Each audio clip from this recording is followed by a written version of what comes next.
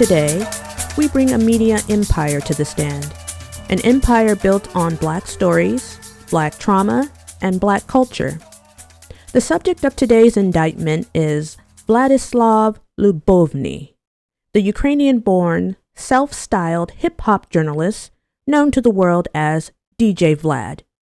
For over a decade, his platform, VladTV, has presented itself as a definitive source for hip-hop news.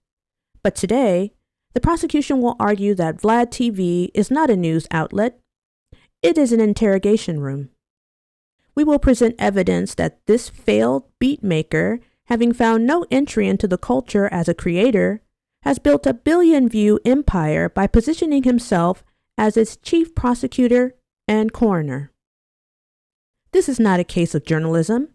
This is a case of cultural vampirism, and it's time to cut off the supply. Article 1. The origin of the outsider. To understand the motive, you must first understand the man. Vladislav Lyubovny is not a product of the culture he covers. He is a European immigrant from a Russian Jewish family who settled, like many, in Springfield, Massachusetts. His own words from a 2010 interview reveal his journey. After failing to gain traction as a beat maker, he pivoted. When he could not create within the culture, he chose to document it, or more accurately, to dissect it. This is the foundational fact. DJ Vlad is and has always been an outsider looking in, a voyeur, and his platform was built not to celebrate the culture, but to catalog its dysfunctions for a global audience. An audience that, with over 6 billion views, seems just as fascinated by the spectacle as he is. Perhaps the most damning piece of evidence of his role as a cultural voyeur comes not from his own platform, but from a script written by Aaron Magruder. Article 2. The role he was born to play. In the fried chicken flu episode of the Boondocks, a satirical masterpiece about a pandemic sparked by a new fried chicken recipe, there is a recurring white news anchor who dispassionately reports on the chaos consuming the nation. He is the outside voice narrating the absurdity of a crisis he is not a part of. The voice actor for the role, DJ Vlad. Let's be clear, this was not a random casting choice. It was a meta commentary.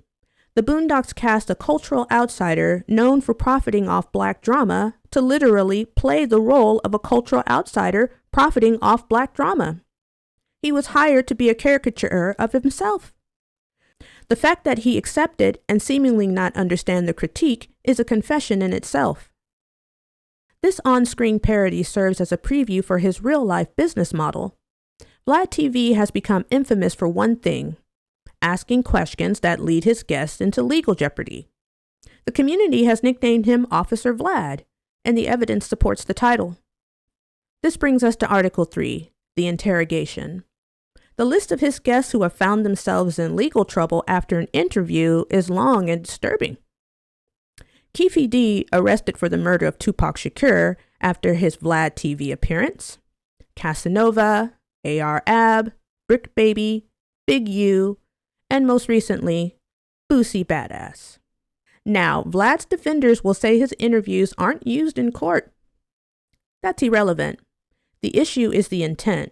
The platform is a minefield of leading questions designed to elicit incriminating responses. As Charlemagne the God once pointed out to Vlad directly, his style mirrors that of law enforcement.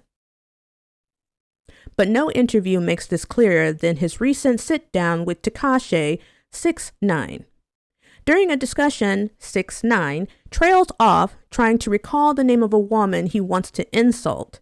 He turns to Vlad and asks, "What's that nasty bitch called that looks like Tracy Morgan?" Without a moment's hesitation, Vlad replies, "Sukihana?" Think about that. Of all the women on this planet, these two Europeans, in a moment of shared misogyny, instantly land on one name for a nasty bitch. A Black woman, Sukihana. Not Kim Kardashian, not Bad Baby, Sukihana. Vlad didn't just know who he was talking about, he facilitated it. He served as the Rolodex for the disrespect that followed. And this is where the indictment must turn from the prosecutor to our own community. Because what is more disturbing than Vlad's intent is the willingness of our brothers to participate. I was recently watching a sports show, and they asked Shaquille O'Neal about the NBA gambling scandal. Shaq, a beloved icon, immediately started talking, saying things like, "I'm not going to sit here and pretend I'm innocent. I know these guys. We've bet together before." I found myself yelling at the screen, "Shaq, shut up!" I use this as an example because I say this from a place of love to my sweet Black brothers. When they point that camera at you, you have to remember one fundamental truth. They do not care what you have to say. They care about the clip. They care about the controversy. They care about the views. A white man from Ukraine with a computer science degree is not your friend. He is not a member of your community. He is an interrogator, and his platform is a deposition. My advice is simple. Learn to close your mouth. I had to learn that one myself. Create a script for these people and stick to it. Be careful who you talk to, because they do not care about you. The verdict. The evidence is overwhelming. We have a failed artist who, unable to join the culture, has built a billion-view empire by exploiting it. He is a voyeur who profits from our pain, our conflicts, and our willingness to talk. He is, as his Boondocks role proved, the white narrator of a spectacle he sells to the world. He has no rhythm, no stroke.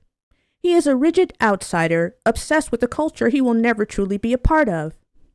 As Sukihana herself might so eloquently say, he probably has a dick that sits up on his balls, 'cause it's too short to hang. The verdict is in. It is time to cancel Vladislav Lyubovny. Stop the interviews, stop the clicks, turn him off. Bye!